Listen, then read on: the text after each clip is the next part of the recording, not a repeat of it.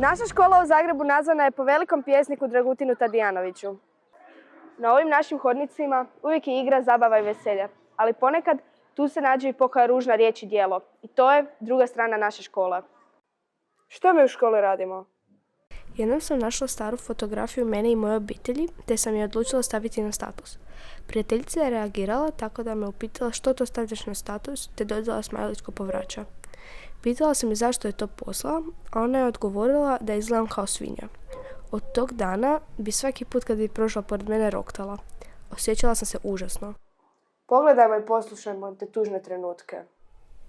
Od početka školske godine grupica starih dječaka bi me povukli za torbu ili bi me gurnuli uz zid. Kad bih išao na WC ili prolazio s torbom pored njih, zagurali bi mi koru od naranča u torbu.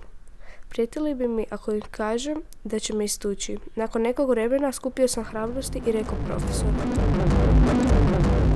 Išao sam na WC i tamo su bila dvojica dječaka. Jedan od njih me odgurnuo i rekao, kaj je mali? Pokušao sam otići, ali mi nisu dali. Zamolio sam ih da odem i da neću ih tužiti. Nisu poslušali. Udarili su me šakom u glavu. Veći broj učenika je bio između 10% najboljih na državnoj razini u natjecanju iz matematike Klokan. Kada sam išla u školu, uočila sam da me svi izbjegavaju osim moje BFF. Ostale cure su izbjegavale moj pogled. Dok smo čekali da uđemo u školu, mala grupica nam se približila. Je li istina da lažeš ko svinja? Ili da ličeš WC? Nisam znala odakle im te informacije, te sam ih pitala. Cure iz grupe su me gledale kao da ne znaju zašto sam to pitala. Ispada da su svi vjerovali tračevima. Veći broj naših učenika je uspjelo doći do županijskog natjecanja iz matematike, hrvatskog jezika, engleskog jezika, biologije i kemije. Cure iz mog razreda su mi svakodnevno krale novac iz moje torbe dok sam bila na odmoru. Govorila sam im da prestanu i da ću ih reći profesorici. Smijale su se i rugale. Izbacile su me iz razredne grupe i svima govorila da sam siromašna i da živim u drvenoj kolibi. Profesorici su rekle da ih vrijeđam i zezam. Kome će profesorica vjerovati? U sportu smo jako dobri. Osvojili smo prvo mjesto na županijskoj razini u kuglenju. 3. i 4. mjesta smo osvojili na natjecanjima iz rukometa na pijesku, košarke, stolnog tenisa, malog nogometa i još mnogo toga. Bio sam u hodniku tijekom velikog odmora kada se to prvi put dogodilo. Neki dječak se sudario u mene kada sam hodao. Ispričao sam mu se, a on meni ne. Nakon tog dana samo se sve više događalo. Ali s komentarima krme, debil, bedak.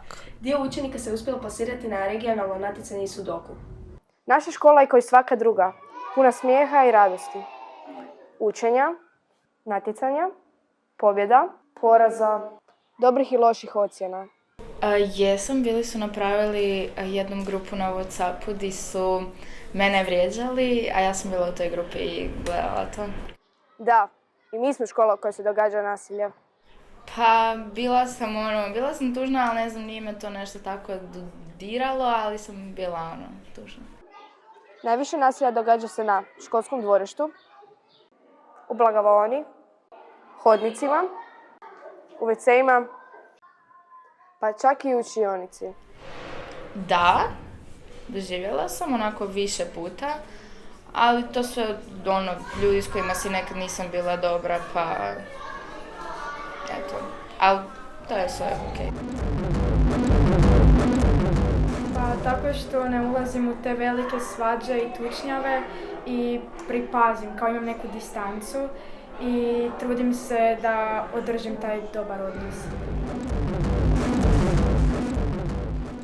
Da, u školi sam doživjela fizičko nasilje, u WC-u.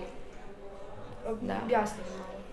Pa na jednom odmoru nisam bila nešto u dobrim odnosima sa jednom curom i pod odmorom u WC-u me gurala, vukla za kosu i tako. Mislim, imam uvijek neki dobri odnos sa ljudima i onda me svi poštuju. Pa ne ulazim u neke konflikte baš sa ljudima. Ne ističem se baš toliko, pa Ne, ja se nekako distanciram, ne odgovaram, ignoriram, mislim da je to najbolji način. Najbolji odgovor je ignorirati.